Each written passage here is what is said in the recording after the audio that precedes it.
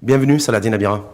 Merci Rachid, merci pour l'invitation. Merci de l'avoir accepté. Je rappelle que vous êtes cofondateur du mouvement politique MAN, ce qui veut dire ensemble, c'est ça? Exactement. Donc on va débattre de beaucoup de choses, y compris de votre mouvement, de ce projet de loi cadre qui concerne la réforme du système éducatif, aussi tout ce qui concerne en fait notre pays, son avenir, le développement économique, le développement social, les enjeux sociétaux également, et pour voir un petit peu le point de vue de votre mouvement politique. Mais on va commencer par votre mouvement politique, MAN. Ensemble pour faire quoi? Ensemble, pour justement avoir de l'impact sur tous ces enjeux majeurs pour notre pays que vous avez cités aujourd'hui, qui, je pense qu'on est à une période charnière de l'histoire du Maroc, parce que depuis des années, donc, on vend aux Marocains l'espoir de devenir un pays émergent, de devenir un pays en développement, et ça tarde à venir. On a beaucoup d'enjeux aujourd'hui de transition économique, politique, et je pense qu'aujourd'hui, l'offre politique existante, nous pensons, que n'arrive pas à mener... C'est-à-dire que vous considérez, Saladin Abira, que vous allez faire beaucoup mieux que les partis politiques traditionnels, les 35 partis, c'est ce que vous êtes en train de dire. Non, en fait, pas question Eux de n'ont pas réussi à faire ou ne font pas bien. On veut passer du cap du spectateur au cap de l'acteur.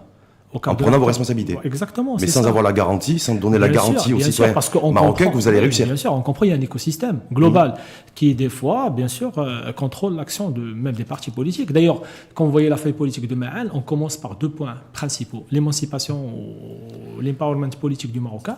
D'abord, parce qu'on sait qu'aujourd'hui, les élections ne sont pas représentatives avec les seuils de participation actuels. C'est-à-dire renforcer la citoyenneté politique et la responsabilité des citoyens et aussi l'empowerment économique. Mais MAN aujourd'hui, c'est un mouvement politique, on est bien d'accord. C'est pas encore un parti politique. C'est un mouvement politique et devenir... Même, on se pose une question, est-ce que le cadre de parti, parce que quand on voit même...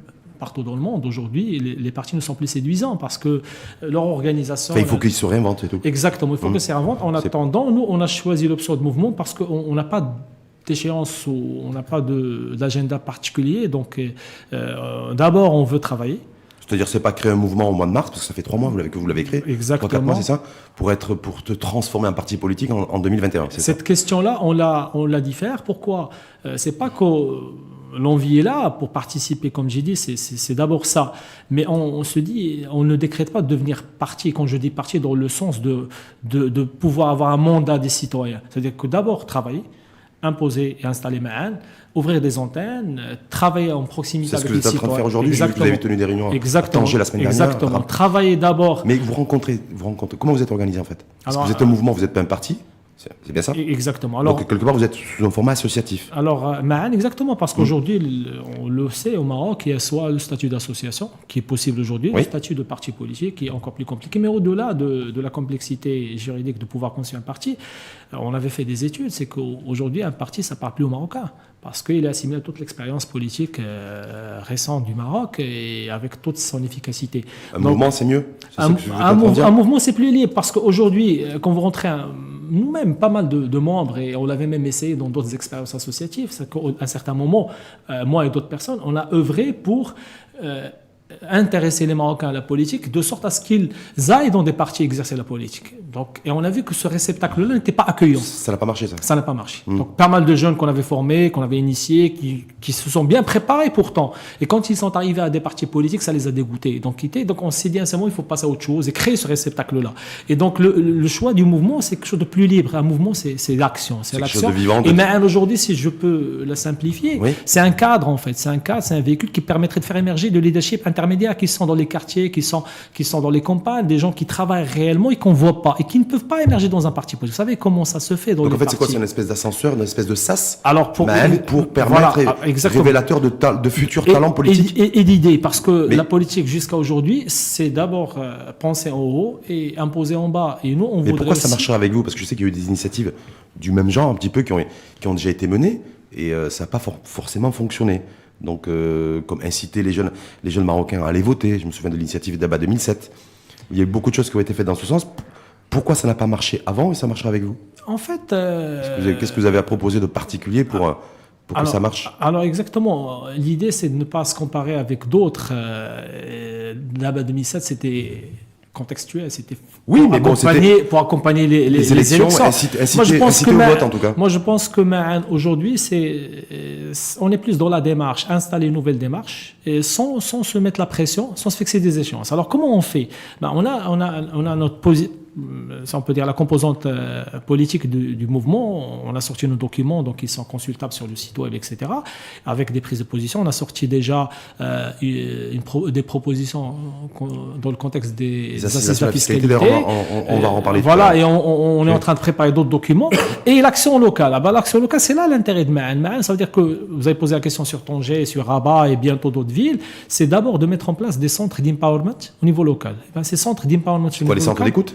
D'abord l'écoute, parce que Ouais. c'est l'une des composantes de Ma'an, c'est l'estima, et donc c'est d'écouter, et je l'ai dit tout à l'heure, c'est de faire en sorte de remonter des propositions de solutions qui viennent d'en bas, pour pouvoir justement les porter, les défendre, et voir même si on arrive à les J'ai envie de vous dire, ça vient bien d'ouvrir des centres d'écoute, c'est bien, Il n'y a pas que ça. Ben non, Il c'est y a pas ça. pas que ça. C'est surtout que c'est pas suffisant. Exactement, il n'y a pas que Parce ça. écouter les doléances des citoyens, c'est pas dur. C'est juste le début. Pour pouvoir C'est répondre, juste le apporter début. les éléments de C'est réponse juste aux le doléances début. des citoyens, C'est juste ça le me paraît début. beaucoup plus compliqué. C'est juste le début. C'est aussi des laboratoires, ces centres-là donc de proximité, c'est des laboratoires aussi de pouvoir essayer des solutions, des pistes de solutions qu'on pourrait après leur réussite localement, pouvoir les démultiplier déjà et pouvoir dire, voilà, si avec nos petits moyens, on a réussi à adresser des problématiques comme le chômage, comme l'emploi à un niveau micro, ça peut, si demain les citoyens ne font confiance et si on y arrive... Mais pour que les citoyens fassent confiance à l'année dernière, il faut apporter des garanties, me semble-t-il. Et ces Vous dire, garanties-là... voilà, moi j'ai pas de travail, je suis au chômage, je suis ici dans le quartier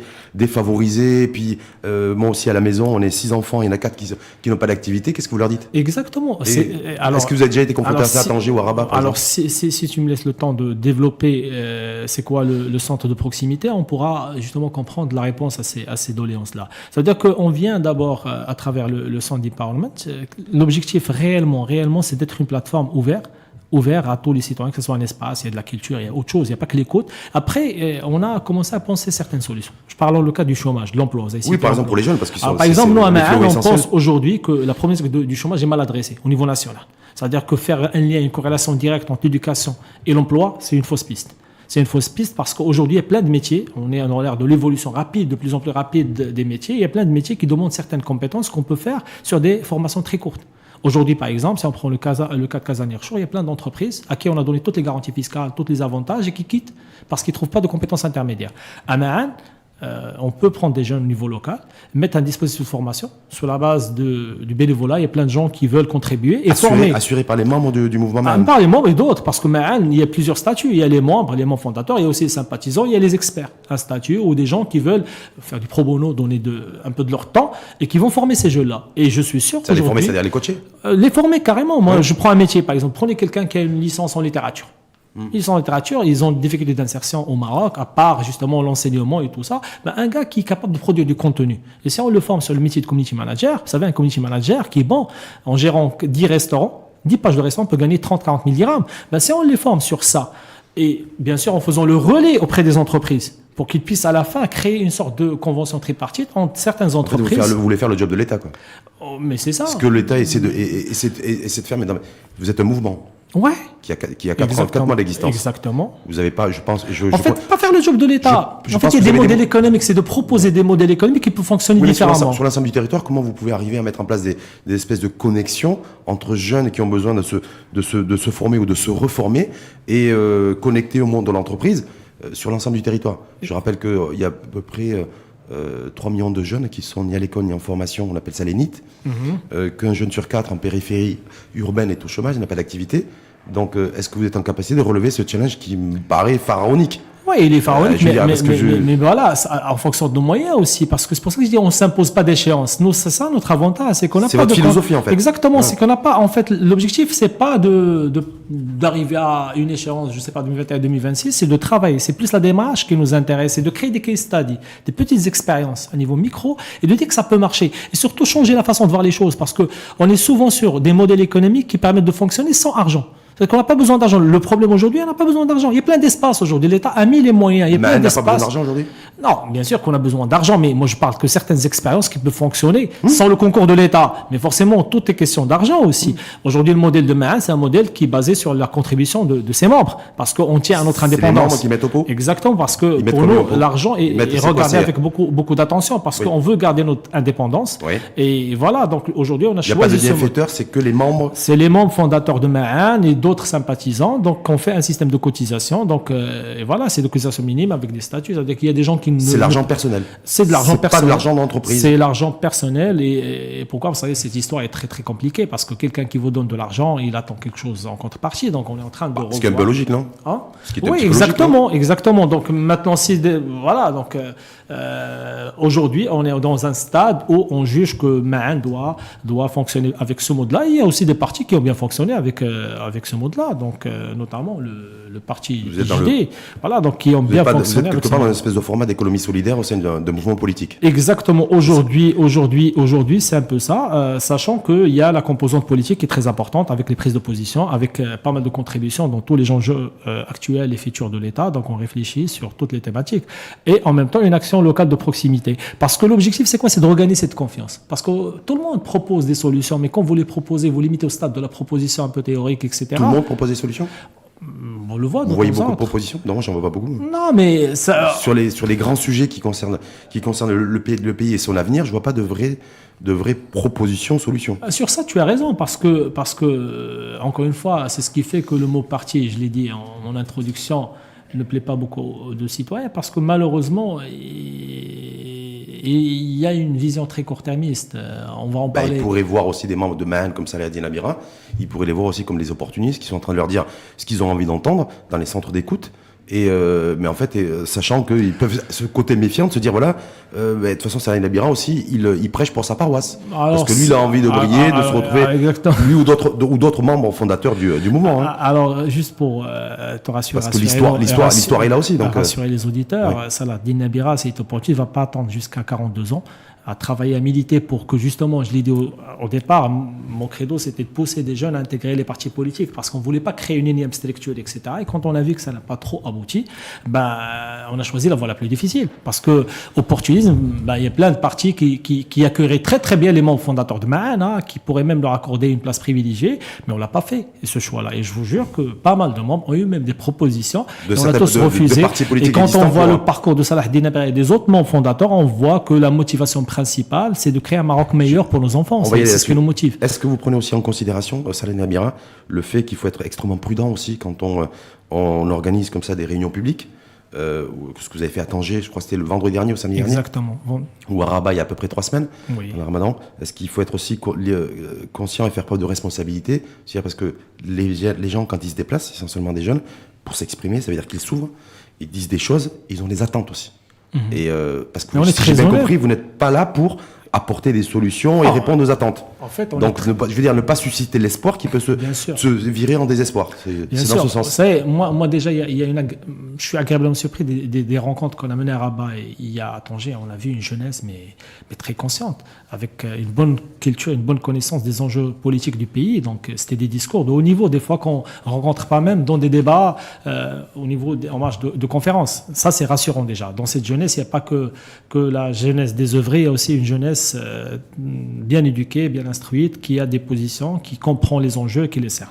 Nous, on y va avec un discours, c'est quoi? C'est une promesse d'espoir. Parce que finalement, Ma'an, c'est ça. Promesse d'espoir. Voilà, c'est pas de promesse de solution. Voilà, c'est de l'espoir à travers, bien sûr, les laboratoires de solutions qu'on est en train de mener à notre échelle, par nos moyens. Quand je parle d'école coopérative, c'est une solution d'espoir. Après, bien sûr, ça dépendra de la capacité de la mettre en œuvre. Donc, on essaie de recréer l'espoir. Parce qu'aujourd'hui, c'est quoi le problème? Quand on voit, avant, il y avait ceux qui immigraient clandestinement, c'était des gens qui n'avaient pas d'emploi. Aujourd'hui, on assiste à une hémorragie de cadres, des gens qui ont des conditions matérielles excellentes. Moi, j'ai un ami qui était directeur général d'une banque, qui avait tout, la voiture de service, la villa. Il a quitté le Mali parce qu'il se sentait plus bien. Et ça vous embête? Oui, ça m'embête. Pourquoi ça vous embête? Parce que c'est ces jeux-là qui doivent... C'est son choix de vie, non? Oui, c'est son choix de vie, mais quand ça devient le choix de vie de beaucoup de Marocains... C'est-à-dire beaucoup? Beaucoup, on le dit... Officiellement, on oublie 600 ingénieurs qui ont migré, c'est ça? Vous faites référence à ces fuites des cerveaux, mobilité de compétences, 600 sur 4000 qui sont formés chaque année. Pas seulement ça, tous les gens qui aujourd'hui expriment ceux qui l'ont fait et ceux qui sont dans l'attente parce qu'ils ne peuvent pas le faire. Tous ceux qui veulent immigrer ailleurs, au Canada et dans d'autres pays, c'est des gens qui se sentent mal et pas forcément qui n'ont pas les moyens de vivre dans ces pays parce qu'on arrive de plus en plus dans un pays, il n'y a pas que... la vie en communauté a besoin d'autre chose. Aujourd'hui, il n'y a pas de culture dans le pays, il n'y a pas de cadre pour vivre. Quand on sort avec sa voiture, il n'y a pas de civisme. Et c'est un peu dommage de voir, alors que les autres avancent, notre pays... Est-ce que vous pensez, Sania Berra, qu'il est facile de faire de la politique et d'exercer des responsabilités politiques ? Ici ou ailleurs, hein, mais en tout cas chez nous, au Maroc. Bien sûr, est-ce que c'est simple et facile ? Est-ce que la critique n'est pas plus facile, n'est pas plus simple que l'action concrète, que cette notion de responsabilité aussi, bien sûr, bien sûr. Moi, je sais que les partis politiques, forcément, s'ils sont ce qu'ils sont aujourd'hui, parce que ils ont eu pas mal de freins qui ont empêché leur action. Moi, je le vis aujourd'hui, on le vit.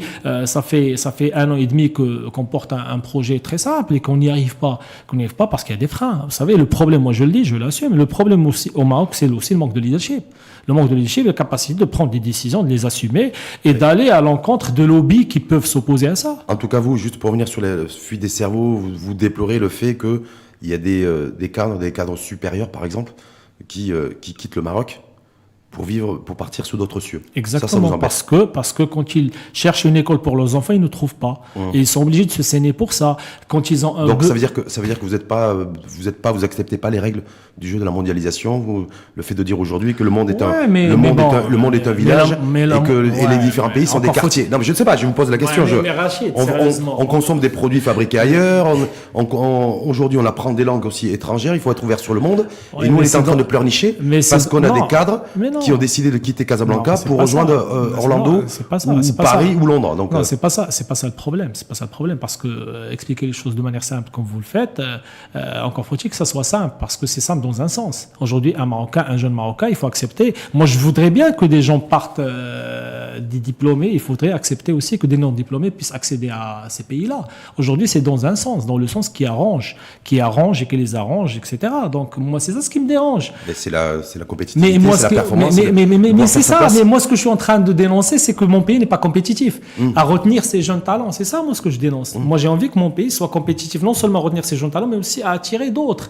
Mais c'est ça la richesse. Donc, moi, c'est pas le fait qu'ils bougent qui me dérange, le fait qu'on n'ait pas un pays attrayant, qu'on pas capacité de retenir. Voilà, c'est ce qui me dérange. C'est complètement voilà, mais j'ai essayé, mais le fait que les gens migrent, ça a toujours existé depuis l'existence de l'humanité. Il y a des gens qui ont fait leurs études ailleurs et qui sont revenus dans leur pays, donc il n'y a pas de problème. Parce qu'il y a des pays qui ne pleurent pas le fait de voir des compétences de leur pays s'exporter, parce que aussi ça permet d'avoir un relais aussi à l'international, d'avoir des compétences marocaines qui s'expriment dans le domaine de la santé, dans le domaine des IT, par exemple, à travers le monde. Et d'ailleurs, dans les deux sens, moi, même par rapport à ceux qui viennent au Maroc, j'ai envie aussi qu'il y ait un transfert, que ça soit profitable au Maroc. Donc on ait les conditions à la fois de capter les meilleurs talents marocains, d'attirer les autres, et aussi quand il y a des échanges qui soient aussi dans l'intérêt du pays, qu'il y ait un transfert de technologie, qu'on évolue, c'est ça la question. Voilà, c'est dans ce sens. Voilà, je voulais essayer, justement, on va glisser sur ce qui fait l'actualité aussi aujourd'hui. Le projet de loi concernant la réforme du système éducatif. Je sais que Mahan a pris une position là-dessus, sur la réforme du système éducatif, donc la francisation, l'intégration en tout cas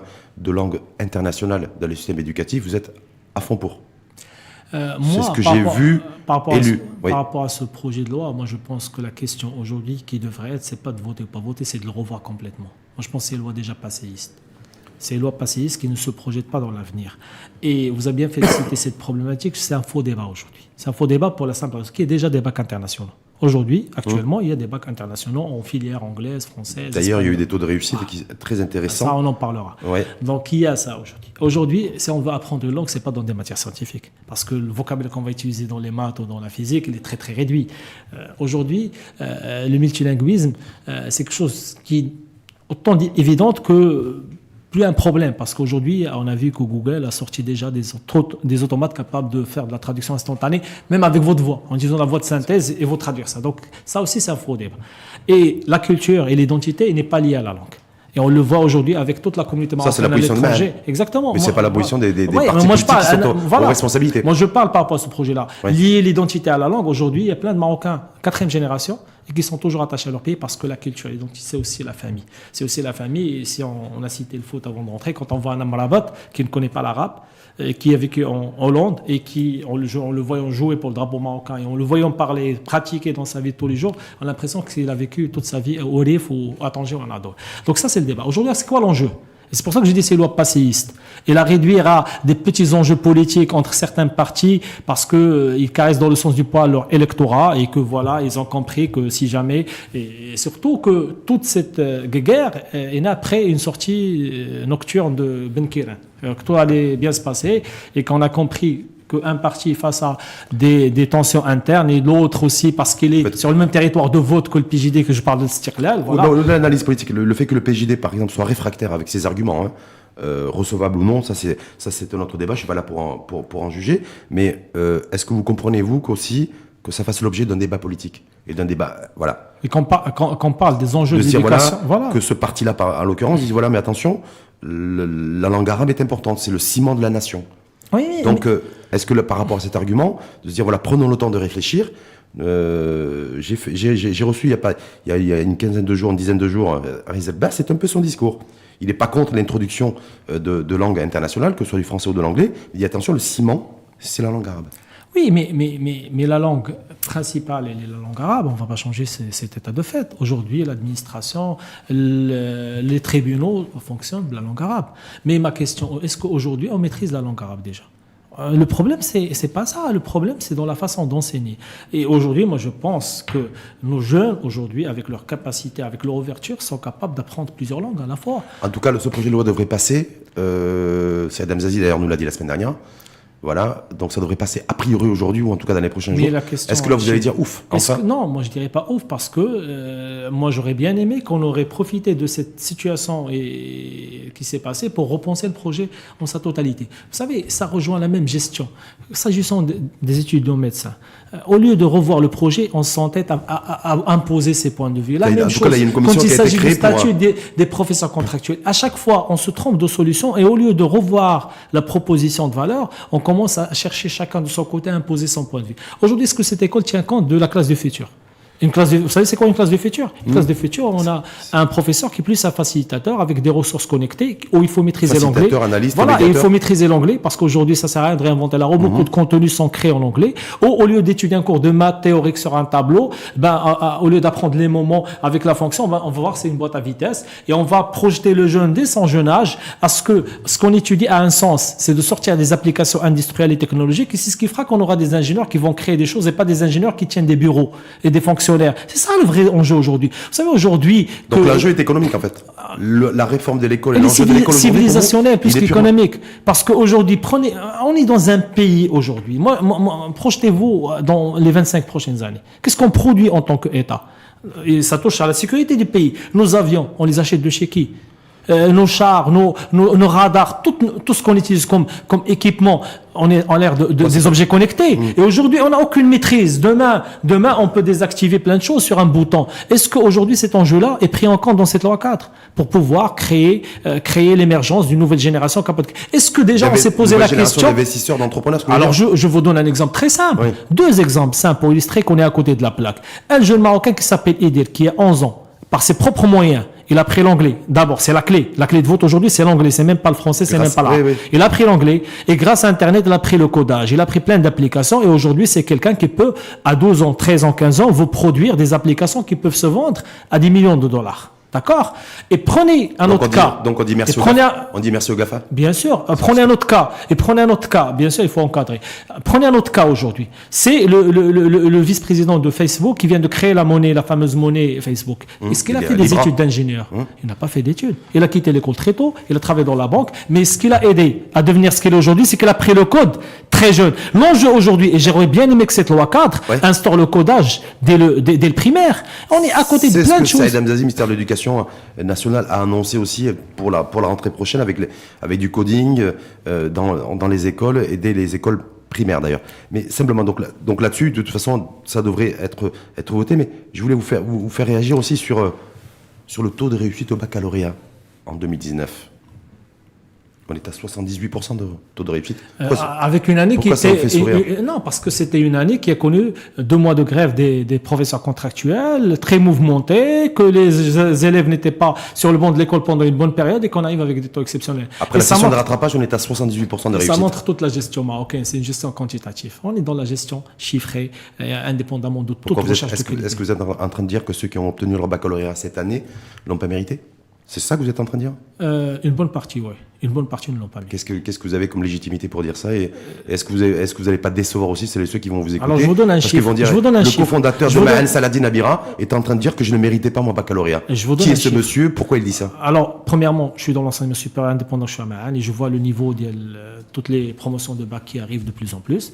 Quand on voit quelqu'un qui a une note très faible au niveau de l'examen national et grâce au contrôle continu, quand on pose la question sur les grilles de correction de plus en plus, moi je veux bien, moi on a tous passé notre bac, mais quand on a une corotte assez importante qui est des 18, alors que j'aimerais bien qu'on m'explique comment on peut avoir 20 dans une épreuve de philo, dans une épreuve de français, dans une épreuve d'anglais, c'est un peu difficile. Alors je vous donne un autre chiffre qui montre ce que je dis est vrai. Aujourd'hui, on est presque à un taux de scolarisation proche du 100%. Oui. Et on est combien d'analphabètes au Maroc?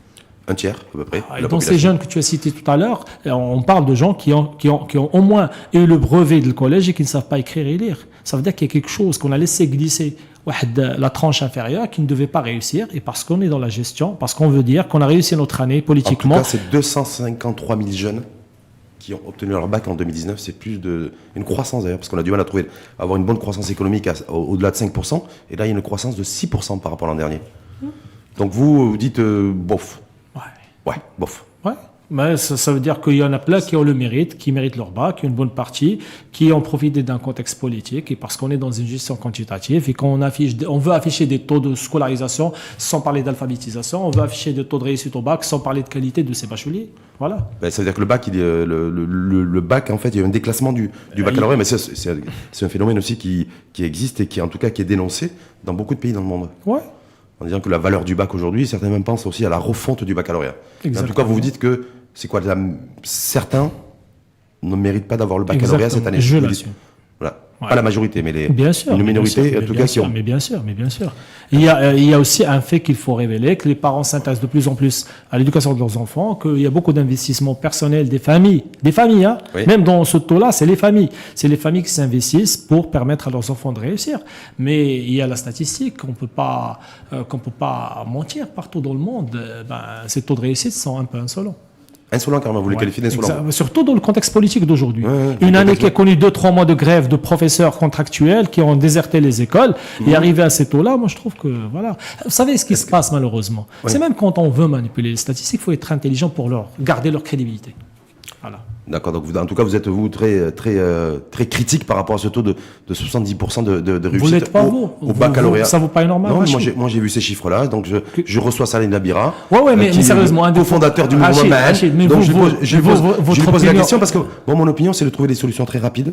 Voilà, parce que pour essayer de faire en sorte qu'on retrouve un petit peu de performance, de dynamique et de compétitivité pour lancer d'ailleurs la machine économique, parce qu'on était sur l'école du savoir, c'est l'économie du savoir aussi, c'est tous ces enjeux-là, c'est les enjeux d'avenir, parce qu'effectivement, de se dire plus de français ou plus d'anglais ou moins de chinois dans le système éducatif, c'est une chose, mais la capacité d'avoir un système public éducatif performant en est une autre. Donc moi, c'est juste à ce niveau-là.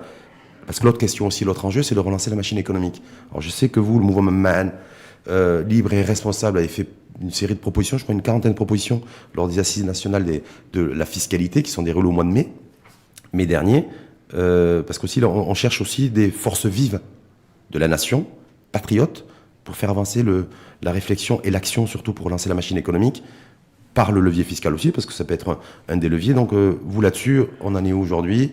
Mahan, est-ce que il faut taxer les riches pour redonner aux pauvres? Est-ce que vous êtes sur cette philosophie? Parce que quand j'ai lu en diagonale les propositions de Mahan sur les assises de la fiscalité, c'est ce qui est ressorti. Alors peut-être que j'avais pas les bonnes lentilles de contact.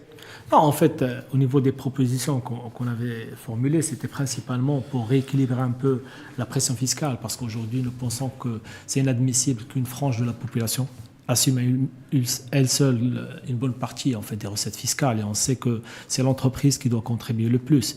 Mais maintenant, si on veut parler de croissance et de relance économique, indépendamment c'est-à-dire l'entreprise plus que le particulier? Le particulier plus que l'entreprise, mais voilà, je dis ça parce que le premier contributeur c'est la TVA, donc voilà, TVA et l'IR et tout ça, donc voilà. Il faudrait rééquilibrer cela et rapidement, parce qu'aujourd'hui, est-ce qu'il faut plus taxer le capital? Parce que ça c'est les sujets de fond, ça aussi.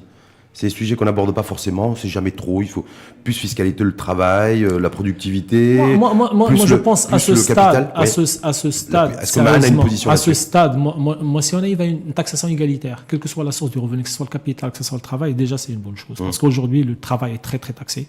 très très taxé par rapport au capital. Moi, Mais en j'aimerais même temps, bien. on a besoin de capital aussi pour pour l'investissement, mais- y compris dans le secteur privé aujourd'hui qui est interpellé pour investir. Oui, mais c'est pour ça que même par rapport à ça, moi j'aimerais bien qu'on donne des mesures avantageuses, mais que ce soit au cas par cas, pas des approches sectorielles. Parce que les approches sectorielles ont montré C'est leur vrai, approche inefficacité. entreprise. Voilà, exactement. Et a posteriori, pas a priori. Ça veut dire que des entreprises, on leur donne tous les avantages, mais qu'ils nous montrent à la fin l'année fiscale, les efforts d'investissement qu'ils ont fait, la valeur qu'ils ont créée. À ce moment-là, on leur donne tous les crédits d'impôt qu'ils le souhaitent. Mais rester dans des approches sectorielles, Crédit ça ferait. impôt recherche, vous faites Ouais, référence exactement. à ce Voilà. recherche et développement. Parce qu'aujourd'hui, ces approches sectorielles Est-ce que ont montré leur inefficacité. vous êtes montré- Ça fait des années qu'on encourage l'agriculture, on n'a pas des opérateurs de taille, le tourisme, on n'a pas des opérateurs de Vous êtes taille. montré très dur sur les certains, j'ai dit parce que la dit minorités de bacheliers qui auraient qui auraient en tout cas selon vous bénéficié d'un cadre, d'un contexte spécifique pour obtenir leur baccalauréat en 2019. Est-ce que vous considérez aussi que l'investissement privé, les entrepreneurs chez nous ne font pas l'effort d'investir dans leur pays? Est-ce que c'est quelque chose que vous dénoncez? Alors, Parce que je ne l'ai pas vu dans votre canevas. Vous parlez de recherche et développement. Alors, quand vous consultez notre feuille politique, il y a deux volets importants. J'ai parlé de, si on peut appeler ça, l'empowerment politique et aussi économique. Et moi, je pense aujourd'hui que la relance économique dépend de la responsabilité de la classe des gens qui ont le grand capital au Maroc, qui ont une responsabilité à assumer.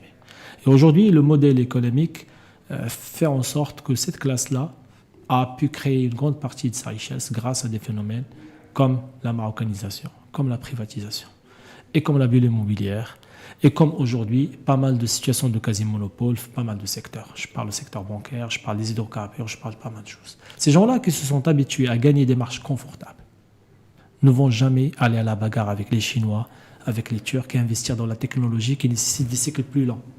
Moi, je pense qu'aujourd'hui, il faudrait rééquilibrer cela. Comment rééquilibrer cela?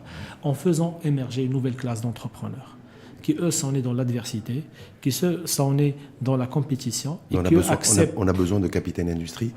Tous les pays dans le monde, là, ce dont vous citez, je ne voulais pas qu'on se trompe aussi, il y a des situations où les pays ont été en capacité de créer des conditions pour faire émerger des capitaines d'industrie.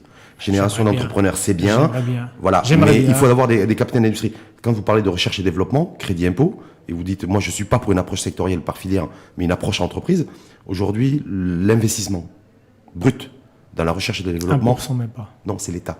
C'est 0,8%. Et c'est Exactement. 72% de l'État et l'investissement privé. On doit être minimum à 2,5. Par contre, je trouve que vous êtes beaucoup moins virulent avec le secteur privé, qui n'investit pas dans la recherche et le développement. C'est-à-dire ne pas investir dans la recherche et le développement, c'est ne pas investir dans l'innovation. Avec tout ce que j'ai dit, mais justement, moi je t'expliquais... PME, TPE... Mais Rachid, comment vous pouvez demander à quelqu'un qui s'est habitué à gagner confortablement sa vie, à gagner beaucoup d'argent, et qui même face au premier, on le voit dans le bilan des accords de libre-échange, face au premier concurrent de taille, qu'est-ce qu'il fait? Il ferme son usine, il devient un importateur, ou il va demander une mesure de sauvegarde. Donc, quand vous avez ce type d'entrepreneurs qui n'ont jamais été challengés et qui vont pas le faire parce qu'ils se sont habitués pendant des années. Moi, j'aimerais bien qu'on ait des capitales. On commence à arriver dans. Mais on n'est pas dans une économie de marché. On commence à avoir une économie de marché qui est en train de s'ouvrir. Vous avez suivi comme moi les assises nationales de la fiscalité. Aujourd'hui, toutes les incitations fiscales vont être revues. Ça va être les appuis budgétaires aussi. C'est l'engagement que le pays a pris. Et quand je dis le pays, c'est-à-dire par le gouvernement. Il y a la lettre de cadrage du projet de loi de finances qui va sortir, donc ça devrait se vérifier. Si on est sur les appuis budgétaires. Parce qu'aujourd'hui, l'économie de marché, il n'y a pas un seul pays dans le monde qui y échappe. Vous êtes d'accord avec moi? Oui, mais j'aimerais bien. Mais est-ce qu'on est vraiment dans un pays libéral? Non, mais moi, je ne sais pas, il faut trouver le modèle. Est-ce que Man, par exemple, votre mouvement est pour une économie de marché et un système ultralibéral? Mais bien sûr, on est pour une économie de marché. C'est-à-dire le meilleur, le plus compétitif. En fait, ce qui intéresse Man, on n'a pas abordé ce point, c'est qu'on est quelque part transidéologique. C'est-à-dire qu'on est très libéraux quand il s'agit d'investissement et très peut-être socialiste quand il s'agit d'écoles ou certains services publics. Moi, je veux bien encourager la compétition. Vous savez, il n'y a pas de salut à part la compétition. Mais la vraie compétition. La vraie compétition voudrait qu'on l'encourage de manière très légale et qu'on ait un conseil de concurrence qui est bien son légal. Regardez, là aujourd'hui, rien que sur le continent, il y a une nouvelle zone de libre-échange qui est ouverte. Donc après, ça passe pas par la loi, le business. Oui, mais les échanges commerciaux, ça passe pas par là. Vous savez, est-ce que par exemple, il n'y a pas une réflexion menée par Mahan pour dire, voilà, peut-être on a un taux de change trop élevé, Il faut revoir aussi vous voyez ce que je veux dire? Notre monnaie, il y a peut-être une deuxième Mais vous savez, le vrai problème, dévaluation, flexibilité du dirham qui va. Rachid, vous savez, le vrai problème, c'est qu'on n'a pas d'offre exportable. C'est ça le vrai problème. Parce qu'on n'a pas d'offre exportable. Vous savez, prenons le cas des accords qu'on a signés, on a toutes les incitations du monde. Prenez le cas de la crise conjoncturelle entre la Turquie et la Russie, où la Russie voulait prendre de chez nous et qu'on n'avait pas quelque chose à exporter. Vous savez, le problème aujourd'hui, c'est d'avoir une offre exportable. Et aujourd'hui, qu'est-ce qu'on exporte au Maroc? Qu'est-ce qu'on exporte? On parle des produits agricoles et aujourd'hui on perd dans la balance parce qu'aujourd'hui ça ne sert même plus à compenser nos importations de céréales. Et là, c'est beaucoup d'interrogations sur le plan Maroc vert. Quand il s'agit d'agroalimentaire, sur la transformation, il est absent. Voilà, voilà. Quand vous voyez le phosphate, à part ce que fait aujourd'hui. Mais ça, on sait très bien qu'on va devoir. Quand on prend l'industrie automobile, qu'est-ce qu'on exporte? Et c'est ça. Et pour exporter, qu'est-ce qu'il faut? Il faut créer de la valeur, il faut de la recherche et développement, il faut des gens qui investissent dans des secteurs d'avenir et qui sont prêts à attendre. Il faut aussi décloisonner les secteurs financiers avec plus d'inclusion. Aujourd'hui, à part le financement bancaire, comment on peut financer l'entreprise? Il faut créer des financements alternatifs. Voilà. Sachant que, est-ce que vous considérez, d'ailleurs c'est intéressant de vous écouter là-dessus, parce qu'on devrait connaître les contours, en tout cas les grandes lignes du projet de loi de finances 2020. On a une situation aujourd'hui où la dette publique s'est tombée, ça a été confirmé par le Haut Commissariat au plan d'ailleurs, 82% d'endettement, donc il y a un warning, profit warning qui est là. Est-ce que vous considérez-vous aujourd'hui que pour encourager l'investissement dans la recherche, dans le développement, dans l'innovation, et relancer, et en tout cas redynamiser l'investissement du secteur privé, il faut que l'État aussi se fasse des concessions en termes de dépenses fiscales vis-à-vis de celles et ceux qui souhaiteraient investir, ou alors, j'ai bien dit ou alors, prendre en charge cet investissement par l'endettement. C'est les deux options possibles. L'endettement en soi n'est pas le problème. Il y a des pays avec des taux largement supérieurs qui s'en sortent bien. Oui, mais qui ont un gros patrimoine et qui sont très riches. Le problème, c'est la productivité de l'investissement fait par cet endettement. Et c'est ça où l'État doit réduire un peu le train de vie de l'État, surtout les dépenses. Une bonne partie, c'est des dépenses de fonctionnement et faire en sorte que ces dépenses... C'est pas comme ça qu'on relancera la croissance économique. Ça peut faire... C'est des économies, c'est bien. Moi, je parlais par rapport à cette problématique d'endettement. Maintenant, pour relancer la croissance, et ça, c'est mon opinion très simple et très partagé par beaucoup de membres, on ne le décrète pas la croissance. Il faut créer un écosystème qui permet de faire émerger des entreprises capables justement de produire, de couvrir le marché national, de faire face à la compétition internationale et de pouvoir aller à l'export. Et malheureusement, ça, on n'arrive pas à le faire. Pourquoi on n'arrive pas à le faire? Il y a d'abord les encouragements et incitations de l'État, mais il faudrait revoir aussi le mécanisme financier aujourd'hui. Moi, je dis un truc très simple. Vous imaginez que la page de Google venait consulter une banque marocaine pour financer la création de Google. Est-ce qu'il aurait eu le financement nécessaire? On l'aurait viré. Est-ce qu'aujourd'hui, la PME bénéficie d'un soutien? Une situation aujourd'hui, une photographie qui est là, qui est concrète. Aujourd'hui, on a un endettement dette publique de 82%. Vous avez dit qu'il faut encourager le secteur privé à investir dans l'innovation, dans la recherche et le développement. Est-ce que vous considérez qu'aujourd'hui, l'État, le gouvernement, doit encourager fiscalement et soutenir fiscalement l'investissement dans l'innovation et la recherche et le développement? Mais bien sûr, cas par cas, oui, bien sûr, mais bien sûr. Parce qu'aujourd'hui, le salut, c'est ça. Donc ça veut dire qu'il va mettre à disposition, je veux dire, ça va être une rentrée d'argent qui va être moins importante pour le budget de l'État. C'est-à-dire que c'est l'argent que l'État, que le gouvernement va donner au secteur privé pour qu'il investisse dans l'innovation. Que la privatisation de Maroc Télécom servirait à ça. Ben là, en tout cas, il y a une manne financière aussi pour le budget de l'État. Ça. Voilà, on a des arbitrages qui doivent être faits dans ce sens. Mais bien sûr. Moi, je pense que c'est ça l'avenir. Quitte à creuser le déficit. Voilà, quitte à le creuser, mais voilà. Mais investir dans l'économie du savoir, c'est ce que. Exactement. Et d'avenir. Portons d'avenir. Oui. Pour vous, c'est votre position. Mais exactement. Mais à côté de cela, moi j'aimerais bien, parce que pourquoi je suis rentré dans un peu une analyse un peu micro, parce que moi j'ai envie de créer les conditions intrinsèques de la croissance sans attendre que l'État fasse justement cet effort-là. Moi j'ai envie qu'on crée une sorte de conscience au niveau du grand capital, que l'avenir et l'enjeu futur du Maroc, c'est d'aller dans ces secteurs-là, parce que eux, ils ont les moyens, ils ont les ressources financières de pouvoir s'orienter, de donner l'exemple à travers de grands holdings qui peuvent créer des fonds d'investissement de capital risque. Après, venir au niveau des financements, on ne peut pas contrôler le secteur bancaire tel qu'on le fait aujourd'hui. Aujourd'hui, il y a plein de solutions parallèles. Je parle des secteurs alternatifs qui peuvent aussi être un canal de circulation d'argent, les télécoms, le blockchain, etc. En tout cas, il faudra trouver des solutions, il faudra des hommes d'action. Alors, peut-être est-ce qu'ils émergeront grâce au mouvement MAN, mais en tout cas, il faudra bien qu'on s'en sorte. Et qu'on ait faire émerger la matière grise qui soit en capacité de positionner le Maroc sur la carte mondiale et de la mondialisation, c'est ça? Bien sûr. Juste pour finir, parce que je sais que vous êtes un amateur aussi de football. Ouais. Donc c'est la finale de la CAN. Exactement. Vendredi. Sénégal, Algérie. Et le Maroc par procuration. Le Maroc par procuration. Plutôt pro-Sénégal ou pro-Algérie?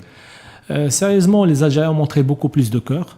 que les Sénégalais. Donc les Sénégalais, c'est des individualités, c'est un Sadio Mané, d'autres joueurs, les Koulibaly qui ne va pas être là en finale. Mais je pense que les Algériens, ils ont montré que des fois, le cœur est plus important que le talent.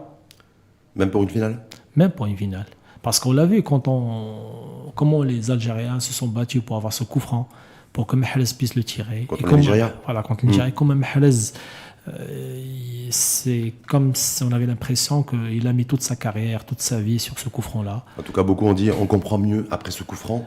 Son transfert à Manchester City l'an dernier. Ouais, c'est un grand joueur. C'est un grand joueur. Avant cela, à lui tout seul, et Vardy, ils ont porté Leicester à gagner le championnat. Donc, après, ce que je retiens aussi, c'est toute cette symbiose entre le Maroc et l'Algérie.